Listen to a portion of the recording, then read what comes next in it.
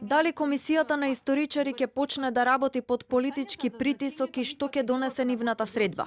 После едногодишна пауза, македонско-бугарскиот тим утре ќе седне на маса со отворени карти од кои се чини зависи македонската европерспектива. Но додека бугарските историчари најавуваат дека во Скопје доаѓаат со амбиции да се реши прашањето за Гоце Делчев, во Македонија расте тензијата меѓу власта и опозицијата.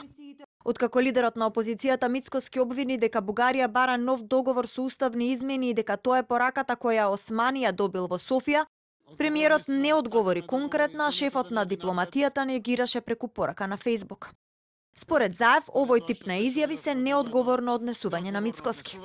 Одговорни сме, сакаме договори, земјата да не оди напред и верувам дека ги даваме сите максимални напори, посветеност, позитивни аспирации наши, внимание, пријателство, дух, за да ги постигнеме договорите, секако она која што е исто така најважно за сите нас, да ги заштитиме максимално и нашите интереси, но водејќи грижа и за интересите на бугарската страна. И додека Заев повторува дека ако Софија продолжи со ваквите предлози, нема да започне првата меѓувладина конференција, од ВМРО ДПМН обвинуваат дека проблемот со Бугарија настанал откако Заев ветил се што денес Бугарија и владата во Софија бара од него да исполни. За ова има лични признанија од бугарски политичари во Врвот. Заев излажа дека ги има затворено клучните прашања за Македонија. Затоа Заев е должен да каже дали последните барања од Захариева се уставни измени, потеркот на договорот со Грција, редефинирање на македонската нација и откажување од македонската историја.